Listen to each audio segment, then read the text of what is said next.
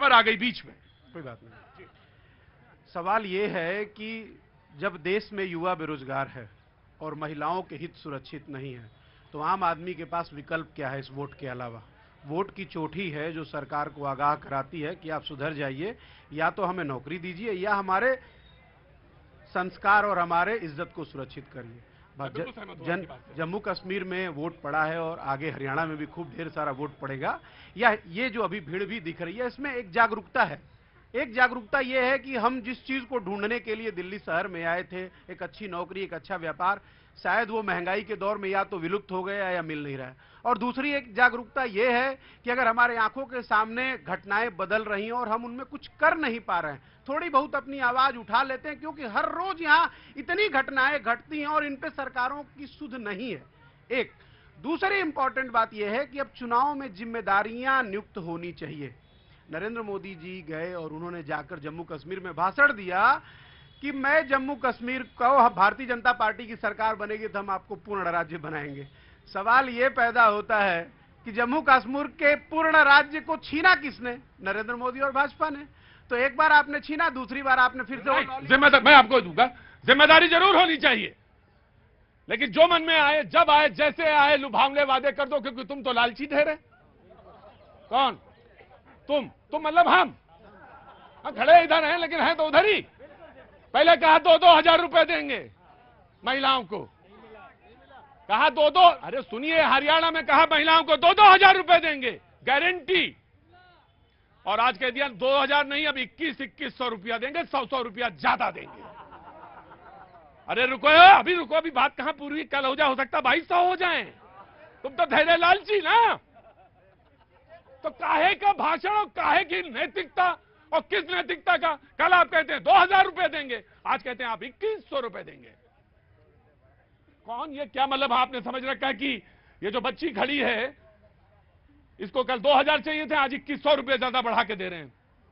मतलब हम यही बस भर रह गए बस कि आप हमको 100 रुपए का लालच दिए और वोट हमारा। तो ये तो है सर, यहां पे हम आ गए हैं इस नैतिकता के इस पार्ट पर। कौशिक लोहिया जी, मैं आया। हाँ जी, 15 लाख मिलेगा। खड़े रहो। अरे रुको, हटो,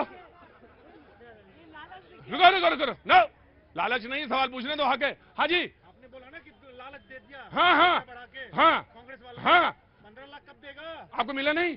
आपको मिल गया जी।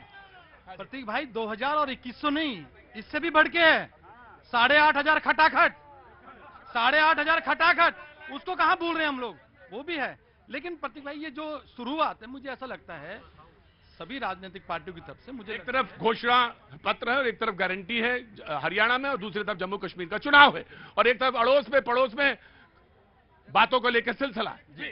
तो मैं थोड़ा सा इससे ऊपर आता हूं। कश्मीर की बात मेरे भाई ने कही, तो देखिए, कश्मीर की जो इबादत थी, कश्मीर की जो शांति थी, ये 26 जनवरी 1992 को ही लिखी गई थी, जब आदरणीय नरेंद्र मोदी जी तिरंगा झंडा लहराने गए थे वहां पर लाल चौक पर। तो उसका आज इंप्लीमेंट 2019 में आया। जी जी, जरा सर देखिए, कह रहे हैं कि जम्मू कश्मीर में, देखिए मैं मानता हूं कल का दिन बड़ा ऐतिहासिक रहा, और जिस तरह से जबरदस्त वोटिंग कश्मीर की जनता ने किया है, ये लोकतंत्र के बड़े अच्छे संकेत और भारतीय जनता पार्टी के लिए बड़े चेतावनी के संकेत है। सर कैसे भाई, घाटी में 47 सीटें हैं, भारतीय जनता पार्टी केवल 19 सीटों पर अपने उम्मीदवार उठा सकते हैं। देखिए, एक बात मैं आपसे बताऊं, मैं आपसे बात में टोकना ही नहीं, कौशिक लोहिया जी जब आऊंगा तब आऊंगा।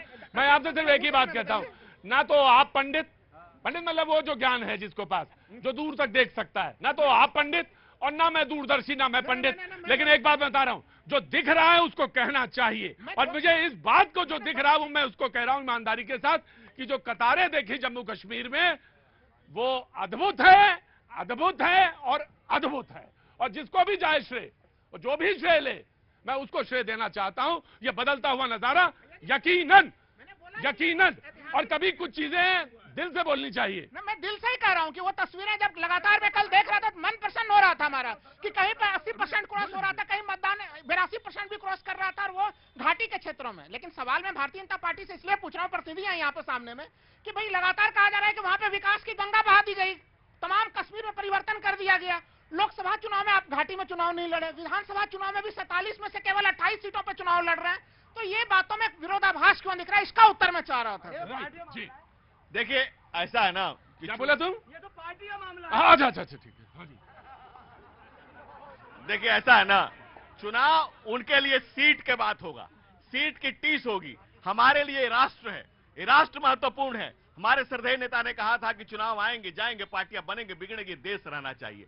श्यामा प्रसाद मुखर्जी ने बलिदान दिया, जहां हुए बलिदान मुखर्जी, वो कश्मीर हमारा है और सारा का सारा है।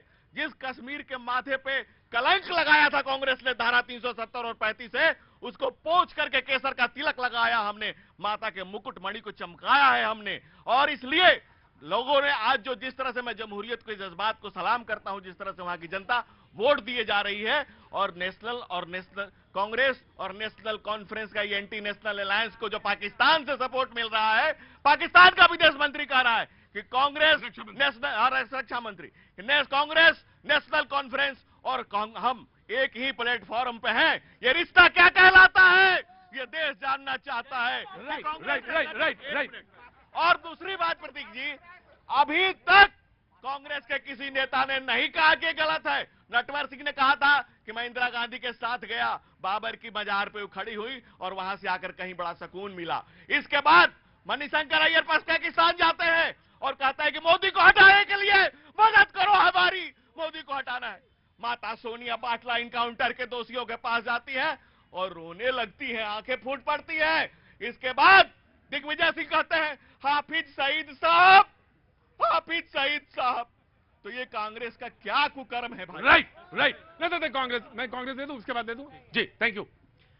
कहावत है एक बूढ़ी घोड़ी लाल लगाम, जिसको कहते हैं रीपैकेजिंग कर। सोनिया जी कैसा मत बोलिए, बीच में नहीं कूद, सोनिया जी कैसा मत मेरे आगे।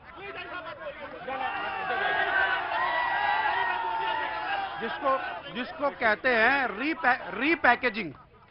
चुनाव कोई भी हो, नरेंद्र मोदी और उनके सो कॉल्ड मीडिया द्वारा बनाए गए जेम्स बॉन्ड ये खबर नहीं बताते कि कहां से उनका पाकिस्तान प्रेम आ जाता है और चिट्ठी पत्री आ जाती है। वो कौन सा ऐसा पेगासस है कि जहां नरेंद्र मोदी की कुर्सी डगमगाती है, पाकिस्तान से उनका लव लेटर आ जाता है।